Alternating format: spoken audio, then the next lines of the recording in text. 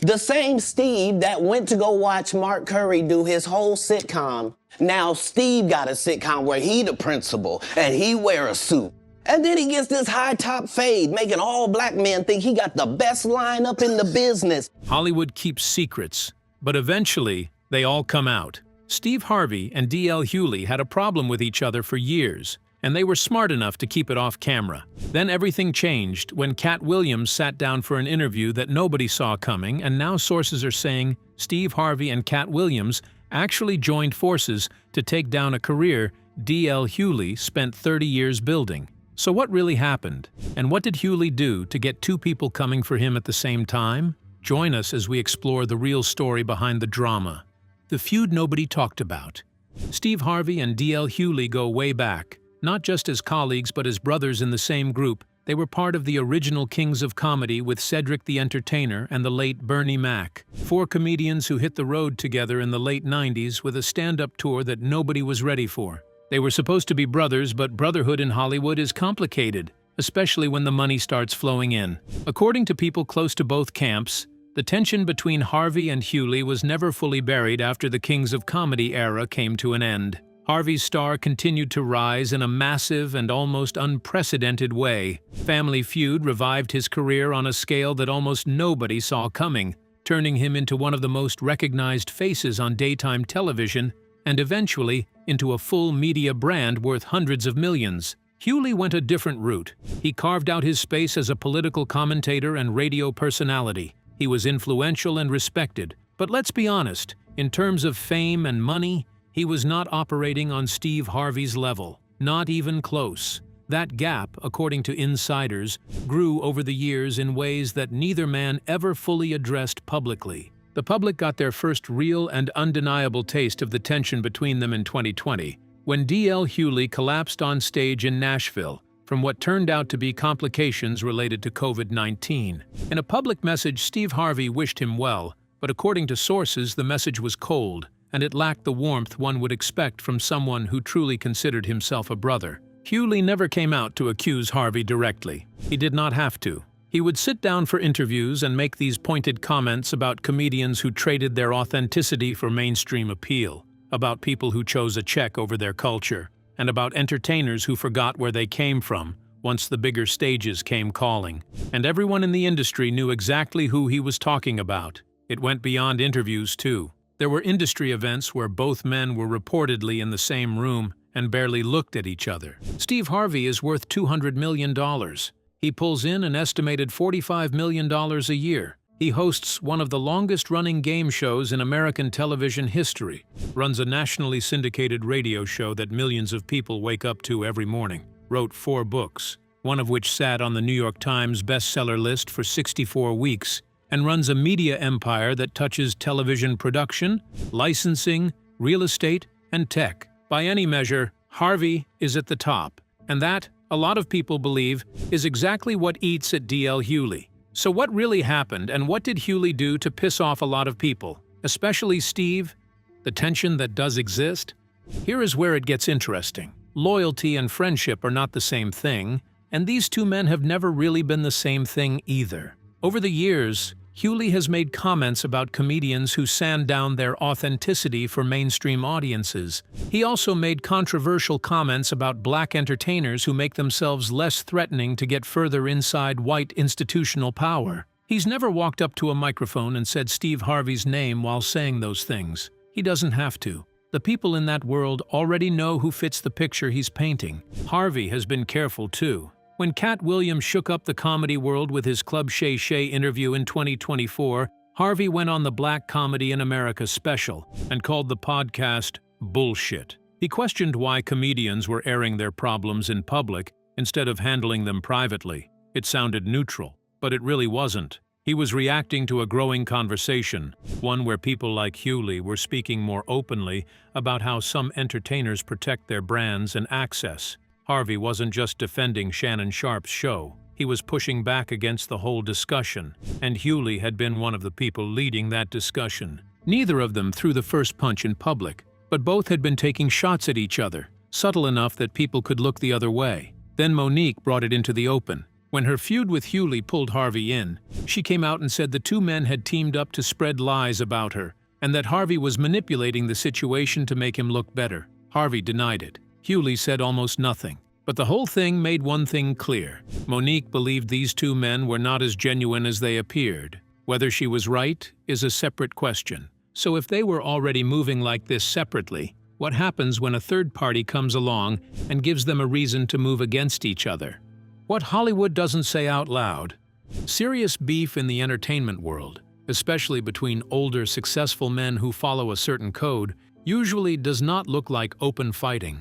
It sounds polite. It sounds like, "I haven't talked to him lately." It looks like showing up at the same event, taking a photo together, and then going back to your own side. Harvey and Hughley are both smart. They know how the business works. They also know that a public fight between two of the last kings of comedy helps no one, not their money, not their culture, and not the legacy they've spent decades building. So they have a huge reason to keep things clean in public, no matter what's really being said behind closed doors. This doesn't mean there's a secret war happening behind the scenes. It just means we honestly don't know. In public, they look united. But underneath, you can see two men who have different ideas about what black success in America should look like, what compromises are okay, and what it means to tell the truth in an industry that punishes honesty. They have defended each other, and that part is real. But in Hollywood, standing up for someone in public and truly agreeing with everything they believe are two very different things.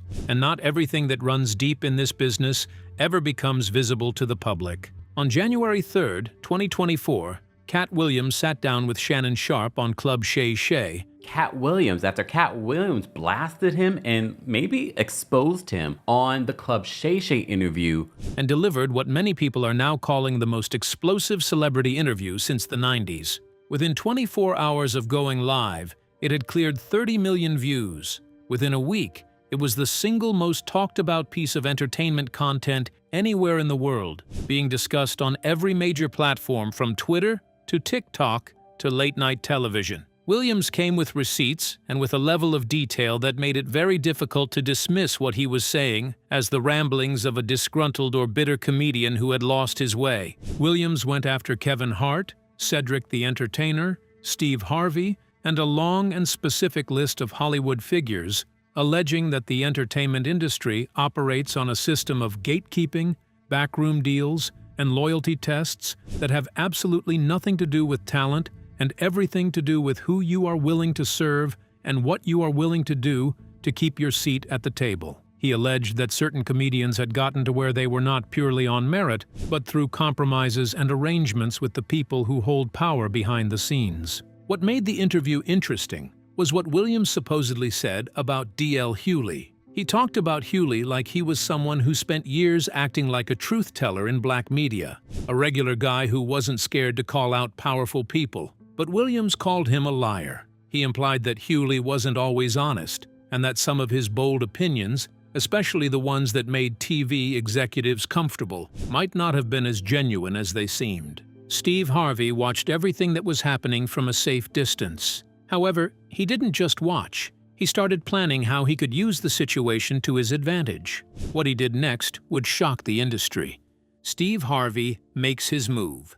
Steve Harvey didn't build a $100 million career by accident. He built it on a well-crafted image that he was relatable, religious, and real. And he guards that image like it's the most valuable thing he owns, because it is. His team is legendary in the industry for keeping problems quiet, controversies buried, and bad headlines dead on arrival. So when the Katt Williams interview dropped and Harvey started making very deliberate moves behind the scenes, people in the industry didn't need an explanation. They had seen this playbook before. They knew exactly what was happening. Harvey reportedly reached out to Williams through mutual contacts who could pass messages without leaving anything that journalists or rivals could trace.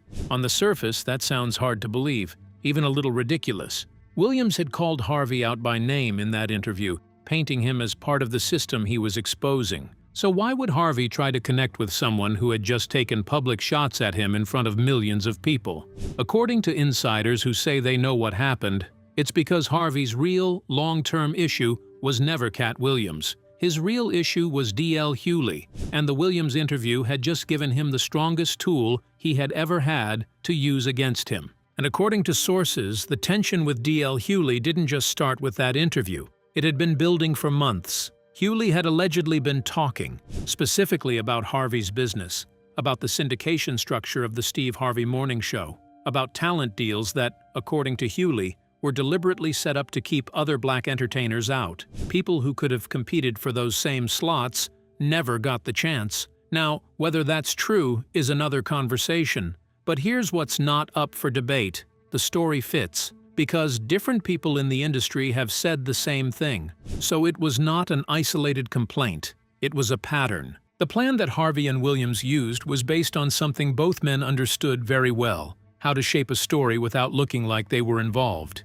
Harvey wouldn't say anything in public that made it seem like he was attacking Hughley directly. He would keep his image clean, and any public comments he made would be factual and very subtle. And it produced results. 3 different brand deals that DL Hughley had been actively discussing suddenly went silent in the weeks after the Williams interview. So if 2 men can allegedly dismantle a career without ever leaving a fingerprint, what exactly does DL Hughley do about it? The stories that started showing up.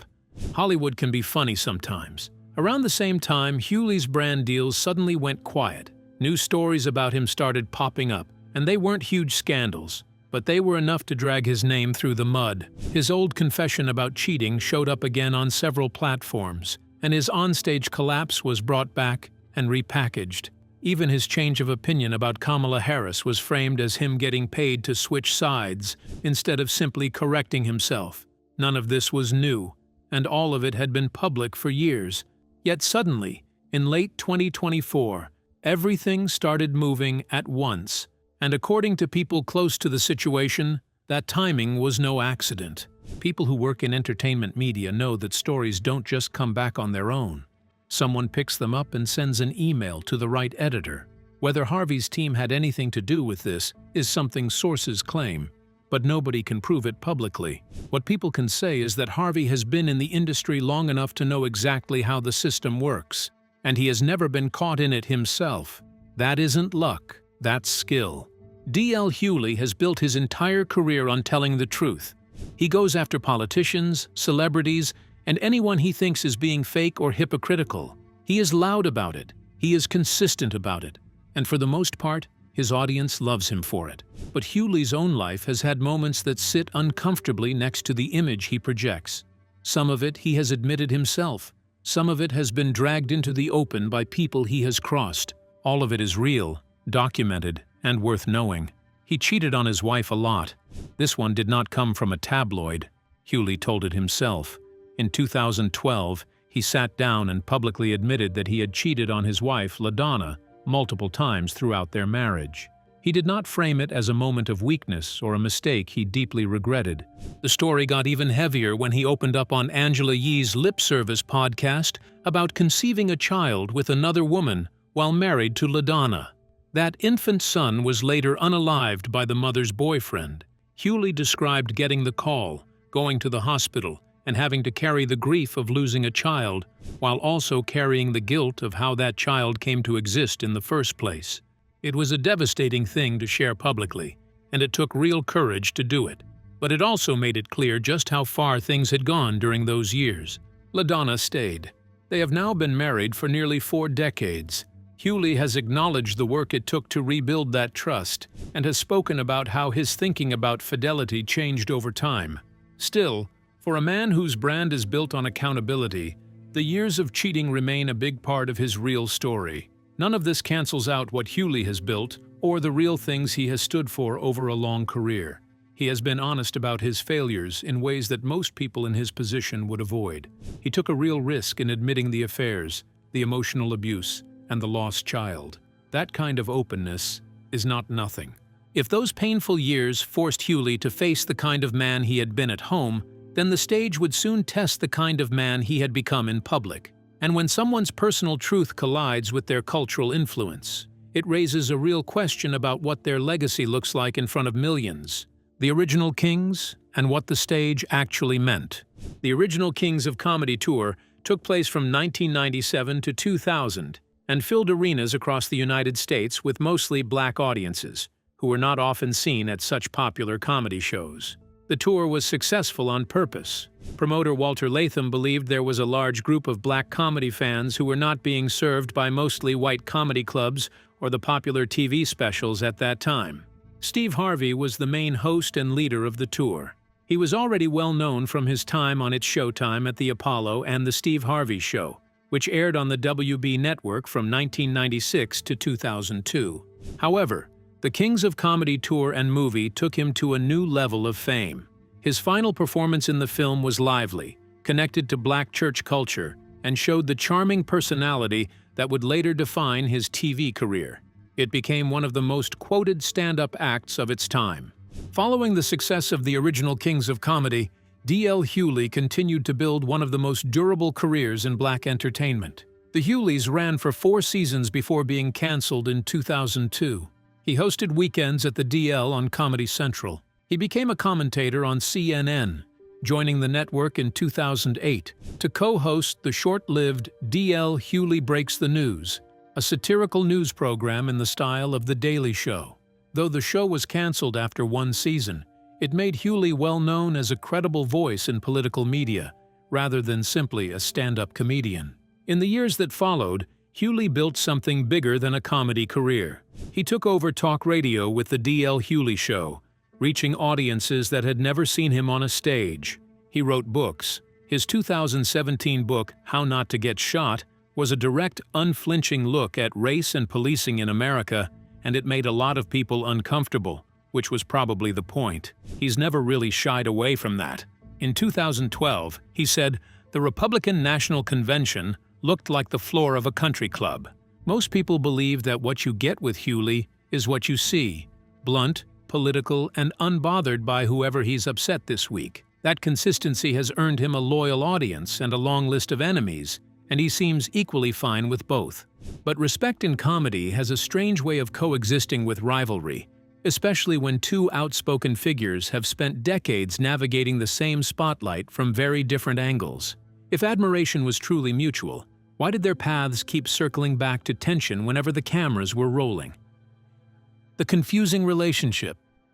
In another interview, Katt Williams sat down with Shannon Sharpe on Club Shay Shay and talked for 3 hours. He went after Cedric the Entertainer, Steve Harvey, Kevin Hart, and a few others along the way.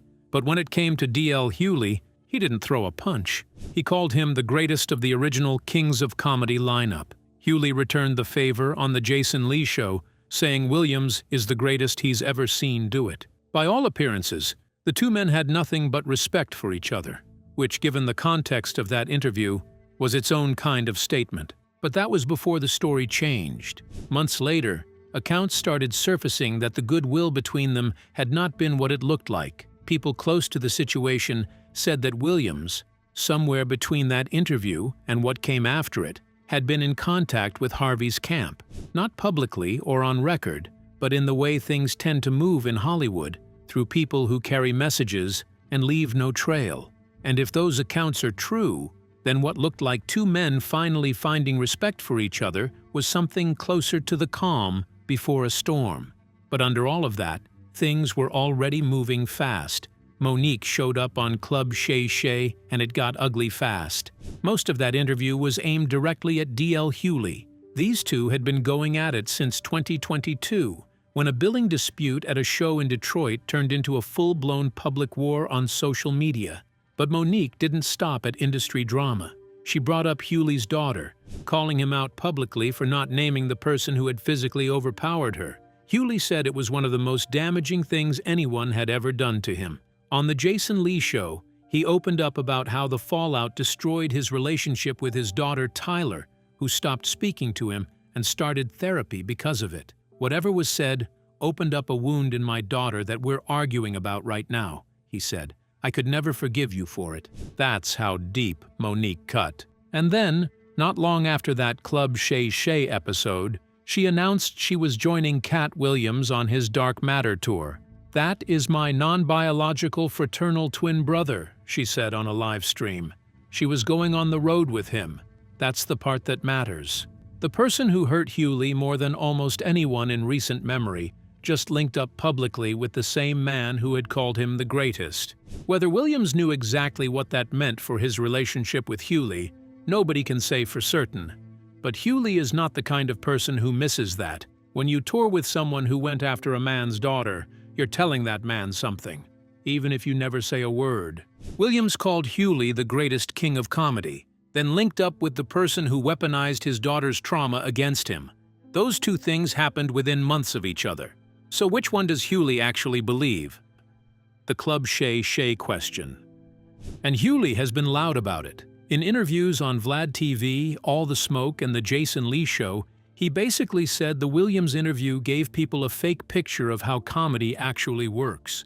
He said there are jealousies and weird dynamics in any industry, but that's not the whole story. He called Club Shay Shay messy and predatory, and said flat out he would never go on it. He also clocked exactly what Shannon Sharpe was doing afterwards, trying to recreate the same energy by bringing on other people with beef. Hughley saw the whole thing for what it was, and he said so, repeatedly. That kind of consistency is either integrity or provocation, depending on who's listening. Hughley's biggest issue is philosophical. He hates the idea that sitting on Shannon Sharpe's couch somehow makes you a truth-teller. His exact words, "It's called Club Shay Shay, not Court Shay Shay," meaning it's a talk show, not a courtroom. Nobody should be treated like they're under oath. But here's where that argument falls apart. At Vulture Festival in November 2024, Katt Williams said something that blew up Hughley's whole framing. Williams admitted straight up that he walked into that Club Shay Shay interview with a plan. Not to have a conversation and not to vent, but to damage specific people's careers.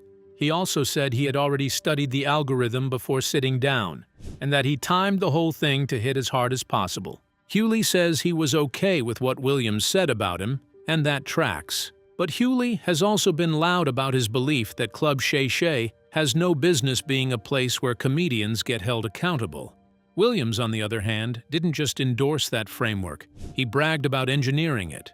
You can't square those two positions. One man thinks the whole thing was illegitimate. The other man built it on purpose and is proud of it. That's not a small disagreement. That is a collision waiting for the right moment to happen. And if you know anything about either of these men, you know that moment was always coming. Katt Williams does not back down. DL Hughley does not back down. Put those two personalities on opposite sides of something real, and there was never going to be a quiet resolution. That's not who they are. That's never been who they are. So is this a real alliance? Or just two powerful men who needed the same enemy at the same time? Share your thoughts with us in the comments section. Remember to like, share, and subscribe for more. Also, click the next video showing on your screen. You will enjoy it.